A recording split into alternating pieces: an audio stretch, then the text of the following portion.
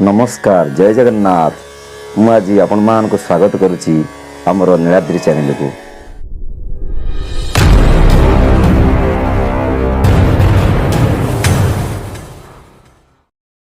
आजिर विषय वस्तु चतुसनंगर निराकार रूपरू साकार रूप दर्शन एवं ब्रह्म साप।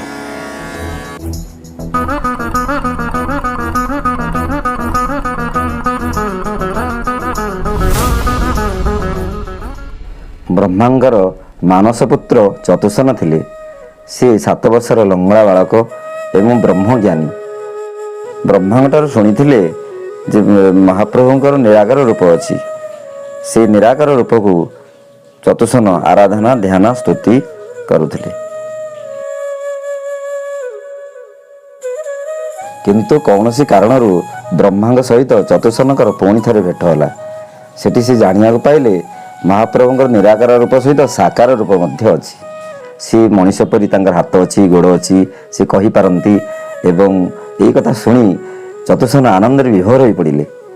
कहले आहा प्रभु अछंती ताले मनीष भलिया से अछंती ताले से कोठी अछंती। ब्रह्मा कहले से वैकुंठ रे अछंती। चतुसन आनंद रे गदगद होई कहले पिता आमे प्रभु टिके दर्शन करिवु से रास्ता हमको टिके बतई दियंतु। ब्रह्मा संगे संगे रास्ता बतई देले। से रास्ता रे चतुसन चलिले। धीरे धीरे चतुसन महाप्रभु वासस्थली आड़े अग्रसर हेले। सेतबे समय 2 प्रहर होइतला। द्वारपाल जय विजय से द्वार रे जगिथिले।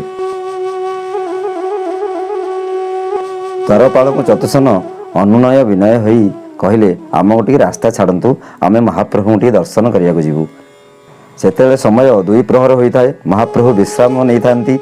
चतुसन को छाड़िया द्वारपाल मना कले।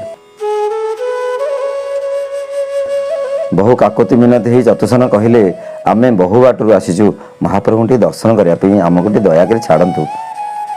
किंतु द्वारपाल जमा तांका कथा सुनिले नहीं। तांका मन रे धारणा हला एमाने छोट पिला एमाने 7 वर्ष बालक एमाने जदि एमान को छड़ा जीवा आमे छाड़ीबू ताले एमाने जाई महाप्रभुंकर अगणारे थिबा फूल कुंडर फूल चिड़ेबे कौन भूलभाल करिवे महाप्रभु काले आम पर बिगिड़े। तेणु द्वारपाल चतुसन को छाड़िले नहीं। चतुसन बारंबार बारंबार जेते नेहुराई कहले मध्य द्वारपाल तांको छाड़िले नहीं। तेणु चतुसन को मन क्रोध जात होला। से रागी जाई कहले तुमे महाप्रभु पाखे अछ असुर आचरण करुच कौन तुम असुर हो जाओ। एपरी कही द्वारपाल को ब्रह्मशाप देदेले। यही समय प्रभुंकर निद्राभंग होईगला। प्रभु विचलित होगले केड़ गोटे घटना मो द्वारे घटीगला। मोर भक्त अपमानित हेले आउ मोर 2 जन पार्षद भक्त शापग्रस्त होईगले। महाप्रभु संगे संगे तांको शयन कक्ष छाड़ी भक्त मान पाखक चली आसिले।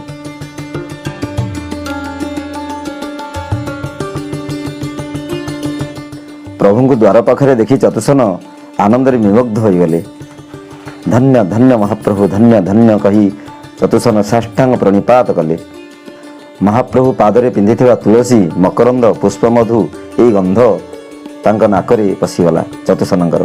तारि परे भजनटी आधारित ता मध्य 2 पद गाउछि। विभू तव पद पंकज तल अनुपम सुखदायी। विभू तव पद पंकज तल अनुपम सुखदायी। खंडई विषाद घोर परमाद खंडई विषाद घोर परमाद आनंद करई मोहि। विभू तव पद पंकज तल अनुपम सुखदायी। विभू तव पद पंकज तल। महाप्रभुंकर शंख चक्र गदा पद्म चतुर्धा मूर्ति रूप देखि चतुसन आनंद रे कृत्य कृत्य होई नाचिबा को लागिले।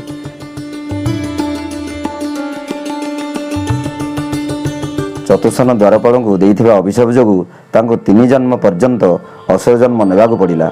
सेतिपय भगवान निजे धरापृष्ठ रे अवतार नैथिले एवं सेमानकु उद्धार करथिले।